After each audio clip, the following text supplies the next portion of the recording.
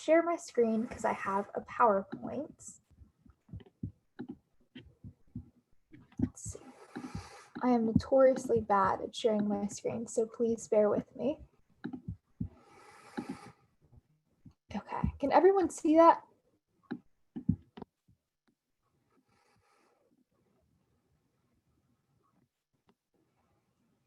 Hey, Ms. Bambi, can you see this? Yes, ma'am. Awesome, thank you. So hi, like Ms. Bambi said, my name is Lillian Dejean. I'm a self-advocate from Broussard, Louisiana. I love plants, cats, languages, among other things, but I especially love disability history and culture.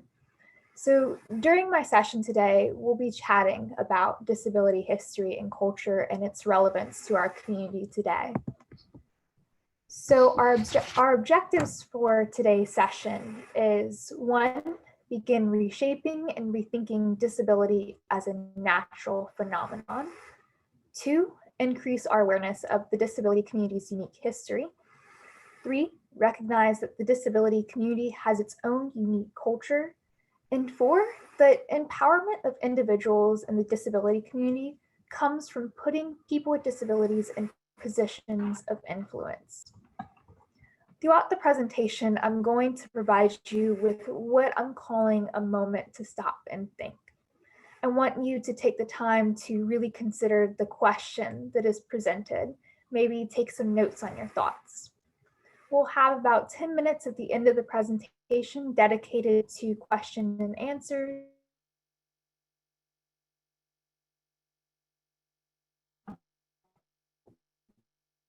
We know pervasive across society. It doesn't against race, gender, sexuality, socioeconomic status, religion, or any other category that we can create. Disability is not necessarily a good or a bad thing. It just is. It's a part of human existence across the globe. Of course, there can be a secondary aspect of disability like physical pain, atrophy, immobility, or disorientation. These are often considered negative consequences of disability. And with the current discussion, I'm not suggesting that we minimize these experiences. I do, however, think that by recognizing disability as a natural yet valuable part of the human existence, we can slowly begin to shift the perspective of mainstream society. Through researching the topics of disability culture and history, I've discovered that the respect, inclusion, and success of individuals with disabilities is directly related to how society views the condition of being disabled. For example, many indigenous tribes didn't have a word for disability in their language. Viewed individuals as possessing unique gifts and talents, and these were their specific contributions to the community that no other person could offer. This is the purest representation of disability being neutral. They literally had no word for disability. Disability was simply considered one piece to the whole. Before we dive any deeper into our history, though, I want to share a couple personal experiences. By doing so, I hope you'll see that I'm weaving a thread through our shared experience of the present to the events of the past. My disability is incredibly fluid and unstable. There are days that I require the use of a wheelchair, but some days I can walk. Some days it's difficult for me to have a conversation with a friend, and sometimes I can attend professional meetings and actively participate. The equipment I use varies by the day, and so does my ability level. What this means is that I know what it's like to walk through this world and be treated as if I were able-bodied, because on certain days I can pass. But on other days, I walk through this world visibly disabled, and these two experiences are drastically different. And this can bring a lot of confusion to my interpersonal relationships, because when the look or presentation of my disability changes, people get confused and don't know how to interact with me. I recently took a sociology class, and this would be considered a master status. This idea or this thing about you that overrides everything else. So whenever I look visibly disabled, that's all people can see generally. If I show up one day with no equipment, I'm asked about how my college is going, about my job, or my plans for the week. But if I show up with my ventilator, the conversation steers to how I'm doing. And not in a, hey, how you doing, but how are you today? Ironically enough, other people's perceptions of my abilities are more of a hindrance than my actual disability. If the building were 100% accessible, my wheelchair wouldn't be an issue. If I had live captioning, attending lectures or meetings also would not be an issue. The problem with my disability often lies within other people, their perceptions and their biases, and not my body. And modern disability theory, this is generally thought of the social model of disability. The idea that disability is created socially, because if the world were accessible, my disability would cease to be an issue. It's not necessarily a deficit within my body, but the world around me. And my personal examples, you may have noticed: one, assumptions of ability; two, assumptions of disability; three, how these assumptions guide other people's interactions with me; and four, and how these assumptions form other people's expectations of me. I share these experiences because I think they're common within our community. When we explore the events of the past, I think you'll notice connections and shared experiences between what we are experiencing today and what our ancestors experienced in the past. I want to provide you with an outline of a few specific moments in our disability history. The events we talk about will be discussed in chronological order, and there may be some words used that today are no longer considered appropriate. In no way do I support using these terms, but when discussing historical events, it serves to illuminate the plight of our community and the progress that we've made. All of these events speak to a larger story and a larger theme, and I want you to begin thinking about the key concepts that tie all of these events together. Let's start during the Civil War. The Invalid Corps were a military reserve organization created by the Union for partially disabled veterans to perform light duties. It was unexpected that they would ever see battle again, but fate held a different plan.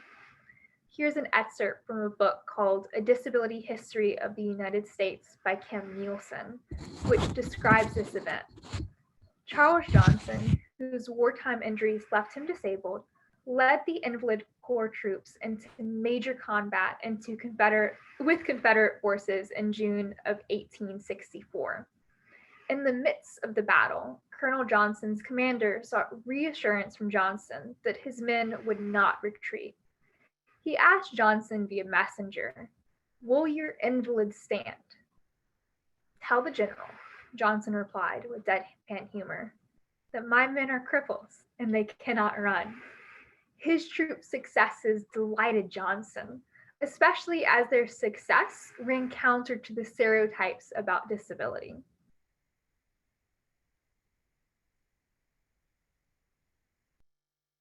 Disabilities have shared the same sick sense of humor for hundreds of years.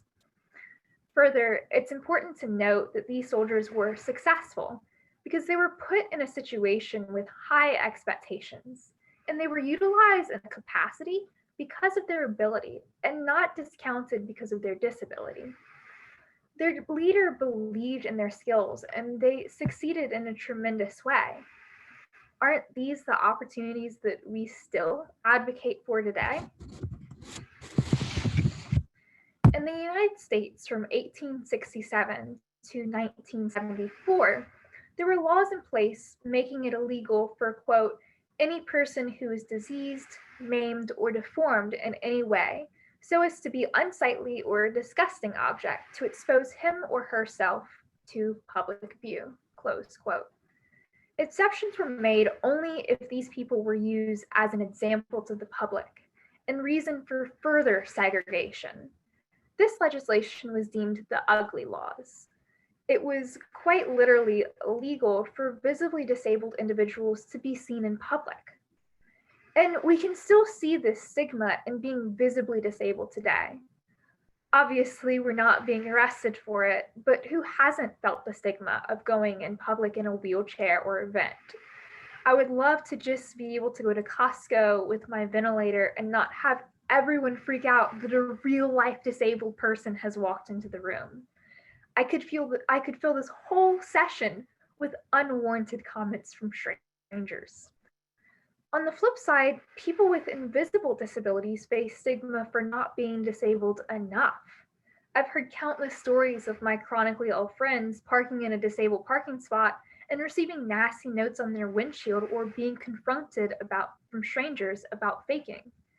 Isn't it incredible how you can trace themes of stigma throughout history? Now we're moving along to the 1960s and 1970s and diving into the independent living movement. It started with a group of students with disabilities led by Ed Roberts on the UC Berkeley campus. They began the independent living movement from a desire to have greater access and freedom as adults living a self-directed life. In 1972, the student group moved from campus into the community and founded the first independent living center in the country. The website for the Vermont Center for Independent Living says, the independent living and disability rights movement that grew out of this was unique in two critical ways. First, people with disabilities were in charge of their own advocacy organization. People with disabilities moved away from the charity-based model that dominated many existing disability organizations. Second, people with various types of disabilities began to join together in their advocacy efforts. What we can learn from this movement is that by respecting individuals' rights to direct their own lives, we create an authentic and inclusive community, not one that is fabricated by what others think is best and stripped of independence, risk, and natural consequences. We should also keep in mind that working in silos doesn't help to push our movement forward. The silo comparison can apply to agencies that serve the disability community, disability-specific groups, and the parent-professional self-advocate collaborations. Cross-disability advocacy, as we can see in our examples here, have proven to be timeless and highly effective. Keep in mind the independent living movement happened in the early 1970s, early to mid. On the tail end of the student-led movement came the legislation and advocacy that would continue to build on their momentum. So, what is that legislation that we're talking about? In 1973, Section 504 of the Rehabilitation Act was developed by Congress to protect the rights of people with disabilities in any program receiving federal funds. Despite being developed and written, 4 years passed without it being signed into law. So, in the words of the press at the time, a small army of the handicapped moved into the health, education, and welfare buildings across the country. This happened on April 5th to pressure the Hughes Secretary, Joseph Califano, into finally signing 504. The sit-ins weren't easy for the protesters by any means.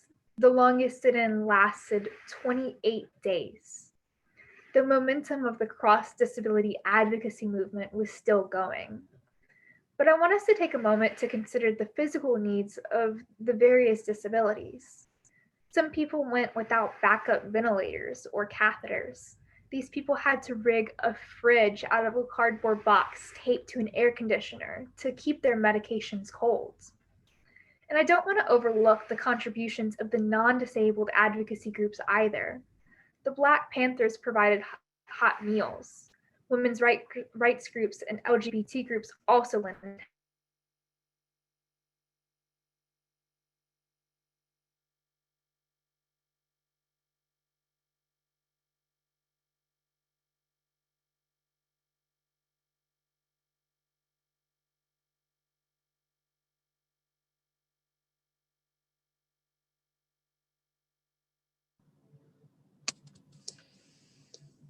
Just a moment, everyone.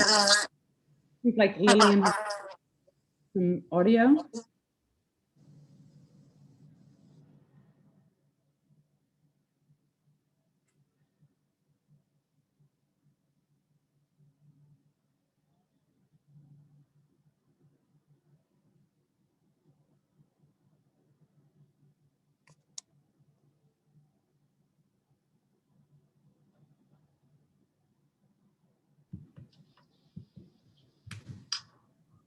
Lillian is working on getting reconnected. Just give her a moment.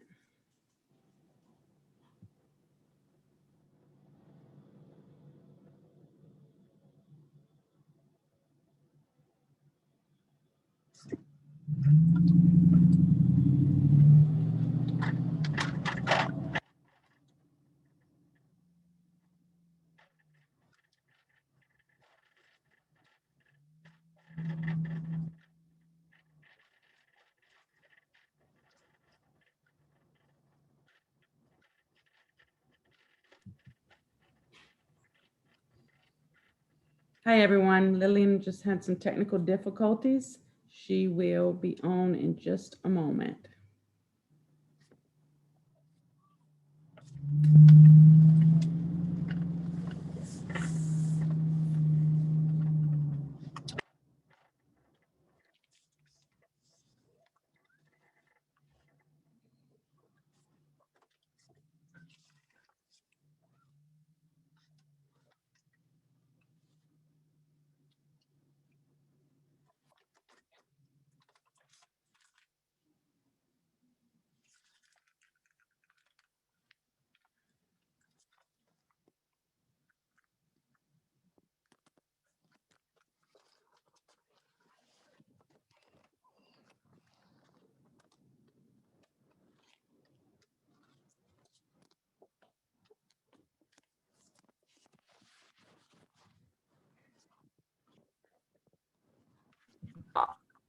And see, Lillian has joined us again.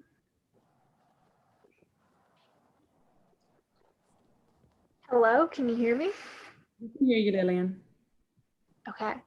Can you tell me where I dropped off? Because I'm not entirely sure where the connection was lost. Can you put your slide? Oh, can you put your slides back up?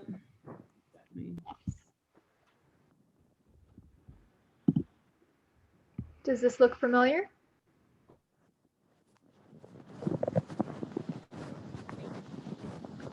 It was it was only a minute before I think you realized.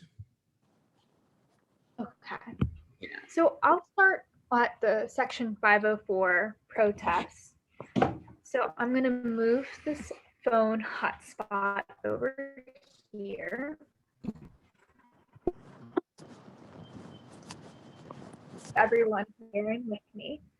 So in 1973, section 504 of the Rehabilitation by Congress to protect the rights of people with disabilities in any program receiving federal funds. Despite being developed and written 4 years past without it being signed into law. So the handicapped moved into the health, education, and welfare buildings across the country on April 5th to pressure Hugh Secretary Joseph Califano into finally signing Section 504. The sit-ins weren't easy for the protesters, with the longest sit-in lasting 28 days. They literally moved into the building for 28 days. The momentum of the cross-disability advocacy movement was still going. But I want to take a moment to consider the physical needs of the various disabilities. The paraplegics needed personal care assistants to turn them. Some people went without backup ventilators or catheters. They had to rig a fridge out of a cardboard box taped to an air conditioner to keep their medications cold. And I don't want to overlook the contributions of the non-disabled advocacy groups either. The Black Panthers provided hot meals. Women's rights groups and LGBT groups also lended their help. Their help was absolutely critical to the success of the sit-ins. This demonstrated the understanding that disability does not discriminate and that everyone deserves equality and respect. It's about building a better community for everyone. And they succeeded.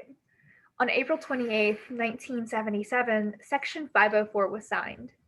Judith Heumann explained, through the sit-in, we turned ourselves from being oppressed individuals into empowered people. We demonstrated to the entire nation that disabled people could take control over our own lives and take leadership in the struggle for equality. There's a documentary on Netflix that outlines what happened how the 504 sit-in played out, and what happened as a result by interviewing key players in this protest. It's called Crip Camp, and there's nothing better that you can invest 1.5 hours of your time into. So like I mentioned before, it's available on Netflix, but you can also access it on YouTube as well. Another vital piece of legislation is the Americans with Disabilities Act, which we're celebrating the anniversary of this week. While the Rehab Act only protected people with disabilities from discrimination in public arenas, the ADA covers both the private and public sectors. It gives broad protection from discrimination across the board, and I think that's definitely worth celebrating. One of the most notable moments in disability history was the Capitol Crawl. This was one of the major catalysts for the ADA being passed into law after being stalled in Congress for 2 years. My cat has joined us, so everyone please say hello to Cecilia. She's a big fan of disability history as well. The ADA Legacy section of the state of Minnesota's government website. This protest was intended to openly illustrate the struggles that people in the disability communities face and spurred Congress to pass the ADA. About over 1,000 protesters watched as members of ADAPT threw themselves out of their wheelchairs and began to crawl up the steps of DC's West Capitol entrance. Together, the march and the crawl comprised one of the largest disability direct actions to date. The ADAPT protesters actually got a lot of flack from the media. A lot of people thought this protest to be undignified, but in reality, it was a raw and emotional representation of what people with disabilities have to face on a day-to-day basis. And I think it was also a representation of our strength as a community. And it worked. Congress noticed, though I think it would be of disabled people crawling up the steps of DC's West Capitol entrance. The ADA was finally passed on July 26 of 1990. These are historical examples of people with disabilities fighting for the ability to create a self-determined future. I don't want to give the impression that these are the only notable moments in disability history. I want to encourage you to do your own research and learn about the events and leaders of our past. Because our past, it is so rich. Here's a moment to stop and think. Let's take a moment to reflect on our current advocacy efforts. Are we seeing similar trends today that connect what we're fighting for now to all of these key points that we see in history? I'm going to set a timer for 1 minute so we can think about this.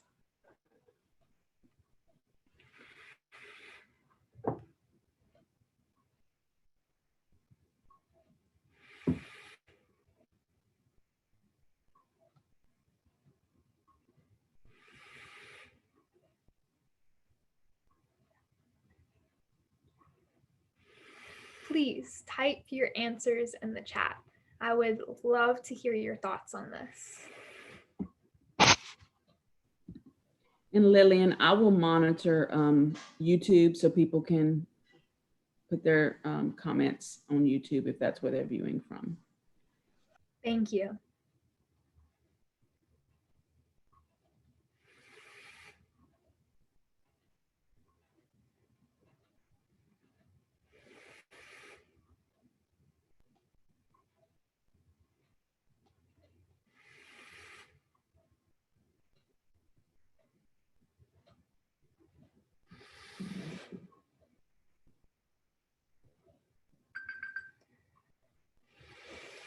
right, so it's been about 1 minute.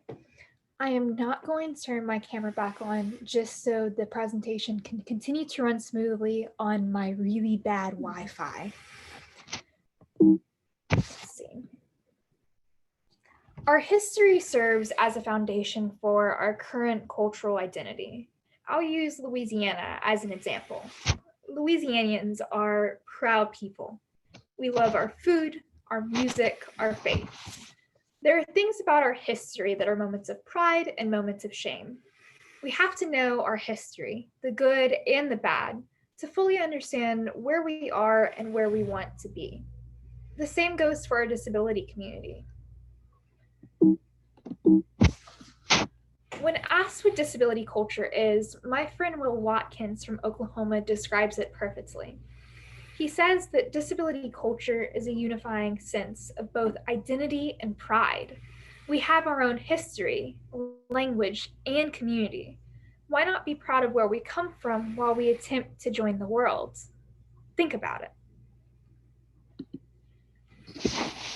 Here is another moment to stop and think.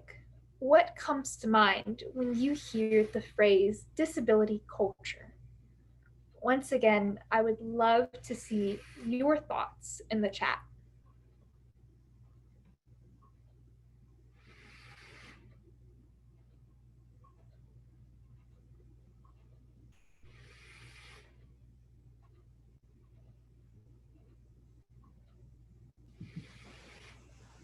Lillian, would you like for me to share the comments from YouTube now, or would you like to wait?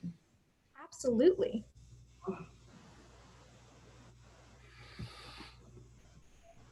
Okay, so some of the issues that we were brought up. Yeah.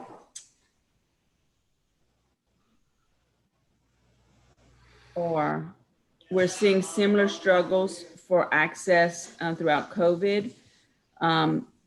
What about the Voting Rights Act amendment of 1982, when disability was included along with other protected groups? We are seeing civil rights movements across a broad spectrum. I see parallels with the Black Lives Matter movement and how these protests have been viewed by different sides. Lillian is highlighting a myriad of issues faced by people with disabilities and the great advocacy work that has gotten us to this point. We have a long way, and I'm hopeful for the future. Uniqueness, individuality, rich history and full of great people making positive change, and segregation as though it belongs to those people with disabilities alone. And our personal beliefs, traditions, characteristics, the override the veto movement to override Governor Jindal's veto of $40 million for disability services in 2013. And that's it. Thank you for reading those comments. You can't see it right now, but I was nodding all along to that input. I especially love the descriptions of disability culture. I think disability culture is an incredibly unique phenomenon, and I think it is incredibly special and something that we should really value. I go to an event called Campfire every now and then, and it's hosted in Oklahoma virtually. And it's essentially a bunch of people with disabilities getting together and socializing. And there's something so uniquely special about it because disability isn't necessarily a thing. It's a thing when we need to accommodate each other or need to take more time listening to a certain individual, or perhaps if we're talking about themes such as segregation or discrimination. But otherwise, it's not relevant. And that, I think, is incredibly beautiful, being able to recognize our differences, but understand that it doesn't overpower every single other attribute of ours. So thank you, everyone who gave your input in the chat, and I would love for that to keep going. So at its core, it's a celebration of the uniqueness of disability. It's taking pride in who you are, who your children are, not despite of disability, but who you are with disability. The spirit of the disability community over and over has consistently thrived in settings made to dampen it. Louisiana was home to the nation's only institution for Hansen's disease, and this was formerly known as a leprosarium. Despite being totally isolated from general society, the people there still created their own sense of community by forming a baseball team, a newspaper, which is still in print today, and even a Mardi Gras crew, as you can see on the screen. Think back to the success of the Hugh sit-ins. Individuals with all different types of disabilities thrived in a setting in which they would normally suffer and decline. Instead, they achieved landmark success. I want to take a moment to step back and recognize that despite the positive communities formed, examples of segregation, isolation, and forced helplessness have defined the way mainstream society interacts with individuals with disabilities. Going back to our victors in the Invalid Corps, they were forced to wear their own distinct uniforms, visibly separating them from the rest of the military. In a final report, Captain J.W. DeForest, the last commander of the Corps, wrote these observations about the uniforms. The uniform was becoming, but has never been popular. The men did not like to be distinguished from their comrades of the active service by a particular costume. They wanted to keep the dark blue blouse and dress coat in which they had learned their profession and received their honorable disabilities. Just think back to the ugly laws we discussed earlier. These were yet another embodiment of segregation. Our history is rampant with themes of imposed isolation, helplessness, and segregation because disability is still considered abnormal, undesirable, and at the very least uncomfortable. So how do we start to shift this narrative? By teaching our disability history and fostering our own disability culture here today, we are learning about where we've been, appreciating our uniqueness, and recognizing the changes that still need to be made. In order to advocate today, we need to have a measure of where we've been and where we want to go. We are creating a reflection of the world we want to live in, a world without imposed isolation or helplessness. We must ask ourselves, if we need to take measure, who has the measuring stick?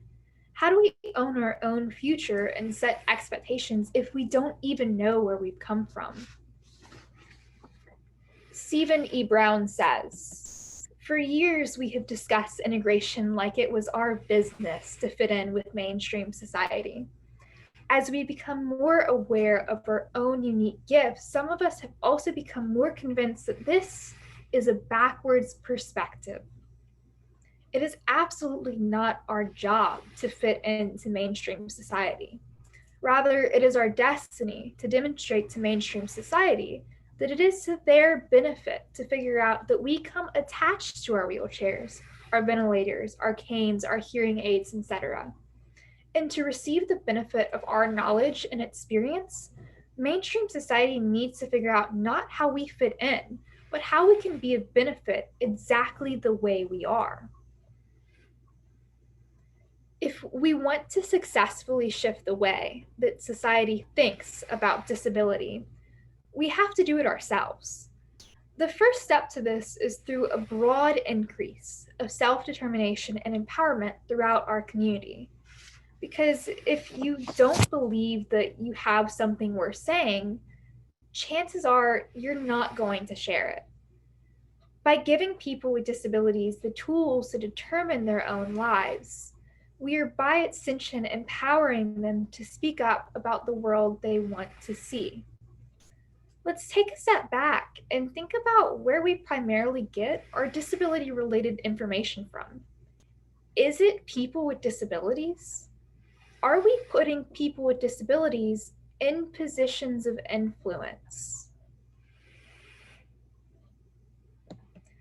The author of Care Work states, I've been asked to do disability and access trainings by well-meaning organizations that want the checklists, the 10 things they can do to make things accessible.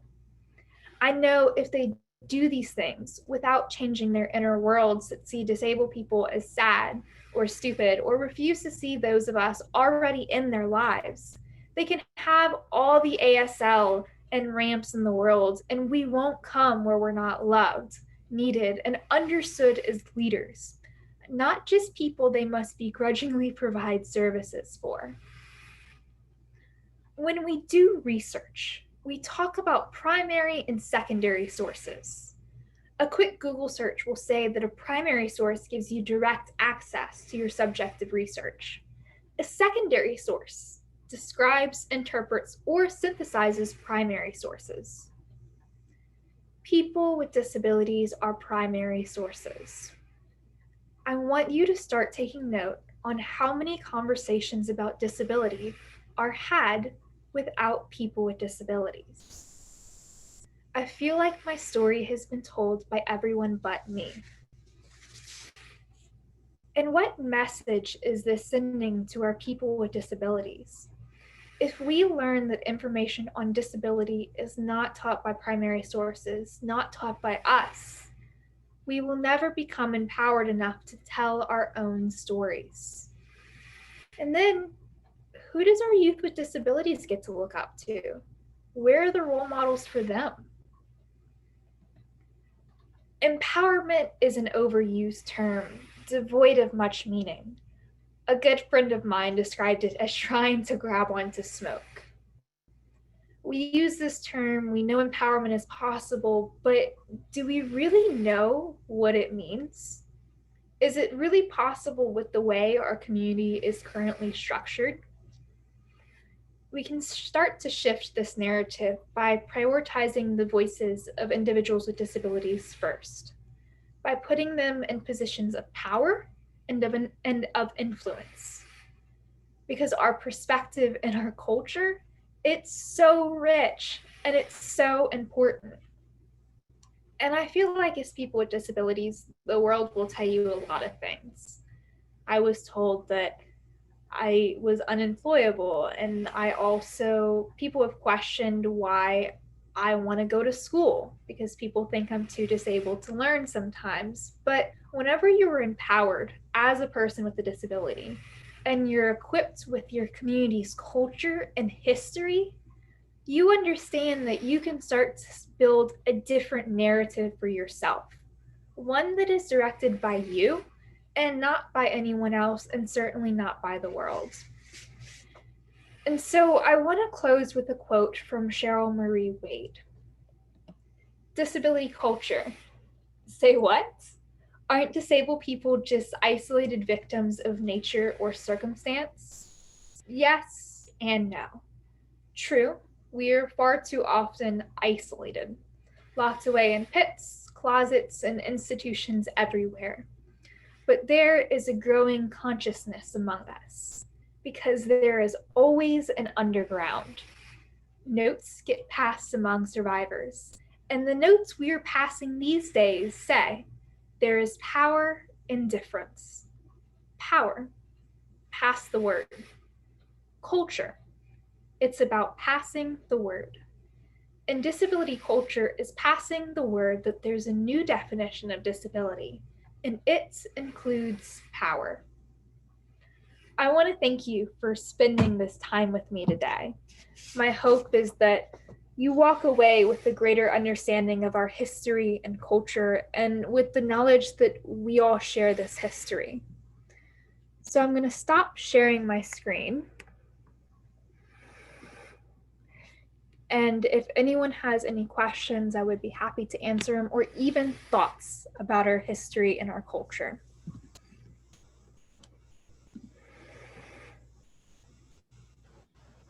Lillian, I can share a few of our comments that we have on our YouTube channel. So disability culture is a community of strong-minded folks who are determined to be a part of society.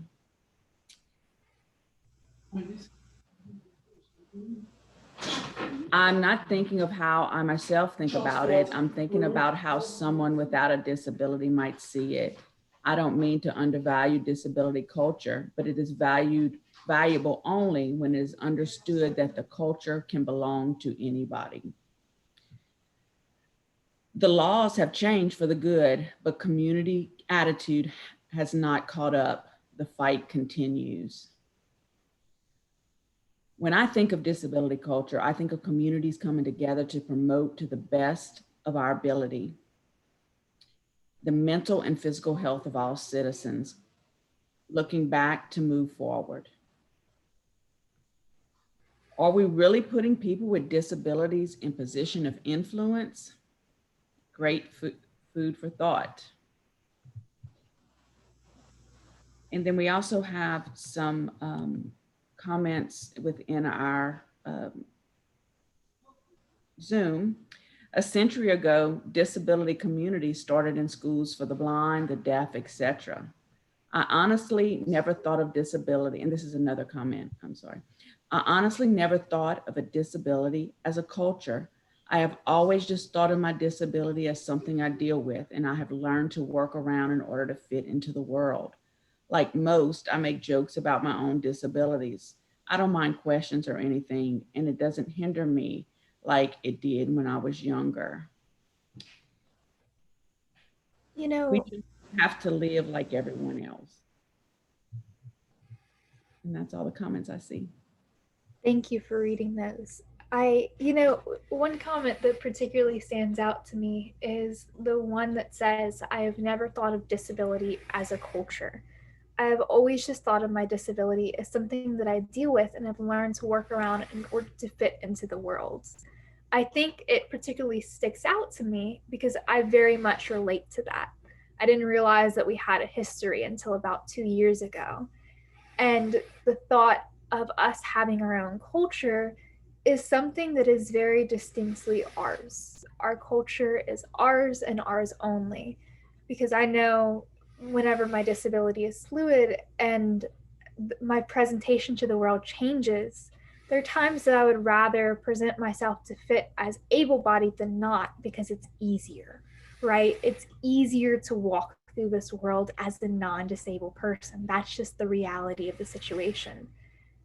But disability culture says differently, that you don't necessarily have to fit in to be valuable, that you don't necessarily have to, tuck away your disability in order for your abilities to be seen.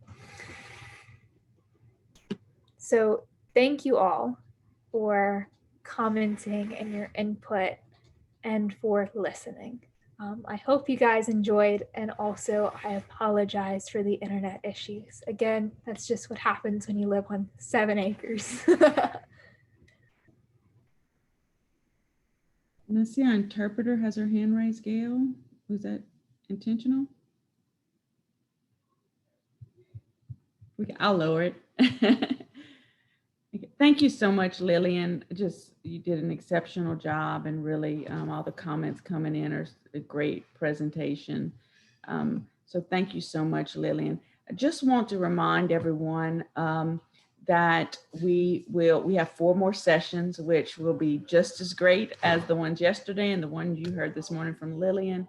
And want to remind those of you on Zoom, I have put in the comments several times. If you can move to YouTube and view from YouTube, we appreciate it. We are almost at capacity within Zoom, and we want to make sure everyone has access. There are some of our participants who need Zoom, need to view within Zoom for accessibility issues. So if you can watch on YouTube, please transition over. That link is in the chat, and I will post it again in case you can't find it. Right now is a good time to make that transition because we have a break until 10:30. And I'll put on the screen our schedule for the rest of the day. If you're coming in and out of the conference and you see our schedule on the screen, you will know that we're between sessions. So thank you guys again, and we will see you at 10:30 for our next session.